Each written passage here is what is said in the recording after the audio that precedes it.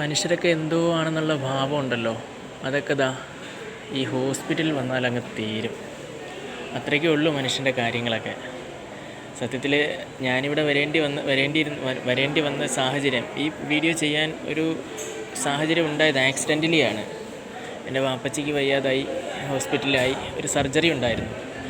ഒരു 1.5-2 ദിവസത്തോളം ഞാനിവിടെ ഉണ്ട്.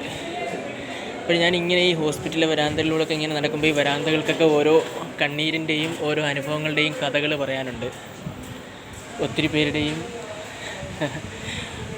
സിസ്റ്റർ ചിരിച്ചുകൊണ്ട് പോകുന്നു കേട്ടോ, ഞാൻ ഈ വീഡിയോ എടുക്കുന്ന കണ്ടോണ്ടേ. അപ്പോൾ ഈ ഇടനാഴികൾക്കൊക്കെ ഒത്തിരി പേരുടെ കഥകളും ഒക്കെ പറയാനുണ്ട്. ഇടനാഴികളെല്ലാം അവരുടെ എല്ലാം കഥകളും ഒക്കെ കണ്ടിട്ടുള്ളതാണ്, കഥകളൊക്കെ അറിഞ്ഞിട്ടുള്ളതാണ്. അപ്പോൾ ഞാൻ ആലോചിക്കുന്നതാണ്, മനുഷ്യരൊക്കെ എന്തോ ആണെന്നുള്ള ഭാവം ഉണ്ടല്ലോ, മനുഷ്യരൊക്കെ എന്തോ ആണെന്നുള്ള ഭാവം, അഹങ്കാരം. ഇപ്പം ഏതോ ഉയർന്ന ജാതി, അല്ലെങ്കിൽ ഇന്ന ജാതി, ഇന്ന മതം, അല്ലെങ്കിൽ ഇന്ന ഗ്രേഡിൽ ജോലി ചെയ്യുന്നു, ഇങ്ങനെയൊക്കെയുള്ള കുറേ ഈഗോ ഉണ്ടല്ലോ, അതൊക്കെ അങ്ങ് മാറിക്കിട്ടും. മനുഷ്യരുടെയൊക്കെ ജീവിതം എന്ന് പറയുന്നത് വെറും 72 തവണ മിടിക്കുന്ന ഒരു ഹേർട്ടിൻ്റെ ഇതിനകത്തിരിക്കുകയാണ് അല്ലേ. ആ ഹേർട്ട് ഒരു 4 സെക്കൻഡ് ഒന്ന് സ്റ്റക്കായാൽ തീർന്നു മനുഷ്യൻ്റെ അഹങ്കാരം, ജാട, എന്തൊക്കെയാണെന്നുള്ള ഭാവം. പലപ്പോഴും പല പ്രശ്നങ്ങളും ഉണ്ടായിട്ട് പോലും ഒന്ന് മുഖം കൊടുത്തൊന്ന് ചിരിച്ചാൽ തീരാവുന്ന പല പ്രശ്നങ്ങളുമുണ്ട്. അതിനൊന്നും ആർക്കും സമയമില്ല. ഇതിൽ കൂടെ ഇങ്ങനെ നടക്കുമ്പോൾ ഓരോ ആൾക്കാരെ ഇനി നമുക്ക് കാണാൻ പറ്റും. പലരും പറയുന്നുണ്ട്, അഹങ്കാരം പെരുത്ത് നടക്കുമ്പോൾ RCCയിലൊന്ന് പോവുക, അല്ലെങ്കിൽ ജസ്റ്റ് നിങ്ങളുടെ അടുത്തുള്ള ഒരു ഗവൺമെൻറ് ഹോസ്പിറ്റലിലേക്കൊന്ന് പോവുക. എന്തോരം ആൾക്കാരാണ് ഇവിടെ കിടക്കുന്നതെന്നറിയാമോ? പ്രത്യേകിച്ച് പറയേണ്ട കാര്യമില്ലല്ലോ നിങ്ങളുടെയൊക്കെ. കാരണം ഇവിടെയൊക്കെ ഒത്തിരി പലതരത്തിലുള്ള ആൾക്കാർ വന്ന് കിടപ്പുണ്ട്. അതൊക്കെ എന്തൊക്കെയാണ് അസുഖമെന്ന് അറിയാമല്ലോ. ആക്സിഡൻ്റ് ആയിട്ടുള്ളവരും ഒക്കെ, അതിന് ആ സർജറി ചെയ്യുന്നതും ബ്ലഡ് എടുക്കുന്നതും അതുപോലെ തന്നെ എന്തെല്ലാം പ്രൊസീജിയറാണ്. അതൊക്കെ കാണുമ്പോൾ നമ്മൾ ചിന്തിക്കാറുണ്ട്, ഇവിടെ വരുമ്പോൾ വെറും ഒരു മനുഷ്യൻ, അല്ലെങ്കിൽ വെറും ഒരു രോഗി, ആ ഒരു പരിഗണന മാത്രം.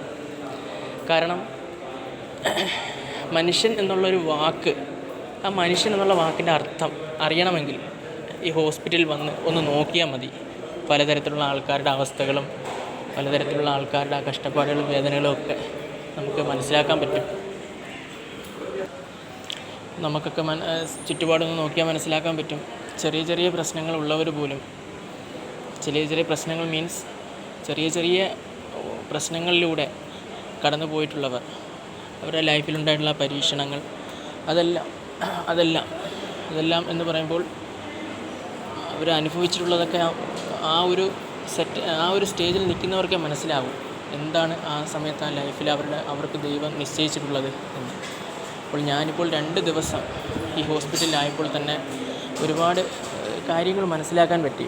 ഒരുപാട് കാര്യങ്ങൾ എന്ന് പറഞ്ഞാൽ നമ്മൾ ആ സ്റ്റേജിൽ നിൽക്കുമ്പോഴേ മനസ്സിലാക്കാൻ പറ്റും. ഒരു ഹോസ്പിറ്റൽ കേസിൽ സ്റ്റേജിൽ നിൽക്കുമ്പോഴേ മനസ്സിലാക്കാൻ പറ്റും അതിൽ എന്ത് മാത്രം ബുദ്ധിമുട്ടാണെന്നുള്ളത്.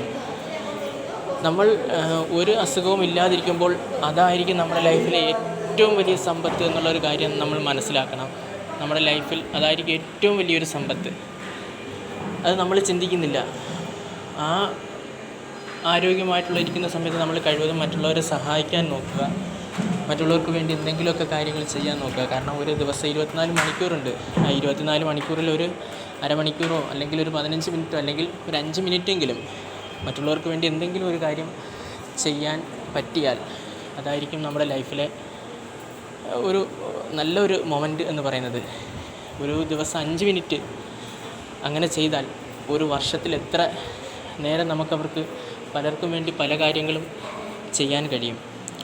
നമ്മുടെ ഈ ഒരു കൊച്ചു ലൈഫിൽ ഈ ഏതാനും മണിക്കൂറുകൾ, ശരാശരി ഒരു മനുഷ്യൻ്റെ ആയുസ് എന്ന് പറയുന്നത് ഏകദേശം ഒരു 25,000 തൊട്ട് 35,000 ദിവസങ്ങൾ വരെ കണ്ടേ ഉള്ളൂ അല്ലേ. അത് മനുഷ്യരാരും കണക്കാക്കിയിട്ടില്ല. 60-70 വർഷം വരെയൊക്കെ ജീവിക്കുന്ന മനുഷ്യർ എന്ന് പറയുന്നുണ്ട്. പക്ഷേ ഒരു ദിവസം 24 മണിക്കൂറാണ്. ഒരു വർഷം എത്ര മണിക്കൂറാണെന്നുള്ളത് കണക്കാക്കി നോക്കുക. അങ്ങനെ നോക്കിയാൽ നമ്മൾ മനുഷ്യർ ഒരു 60-70 വർഷം ജീവിക്കുന്ന മണിക്കൂറുകൾ കണക്കാക്കിയാൽ ഒരു കൂടിപ്പോയാൽ അല്ലെങ്കിൽ ദിവസങ്ങൾ കണക്കാക്കിയാൽ ഒരു 25,000 തൊട്ടൊരു 35,000 ദിവസങ്ങൾ വരെ ജീവിച്ചിരിക്കുന്നുള്ളൂ മനുഷ്യൻ. ഒന്ന് കണക്കൂട്ടി നോക്കുക സമയമുള്ളപ്പോഴൊക്കെ. എന്നിട്ട് ഈ മനസ്സിലുള്ള വാശി, വൈരാഗ്യം, ദേഷ്യം ഇതൊക്കെ ഒന്ന് മാറ്റുക. ചെറിയ ചെറിയ പ്രശ്നങ്ങളൊക്കെ ഉണ്ടെങ്കിൽ ഒന്ന് പുഞ്ചിരിച്ച് അതൊക്കെ ഒതുക്കി തീർക്കുക.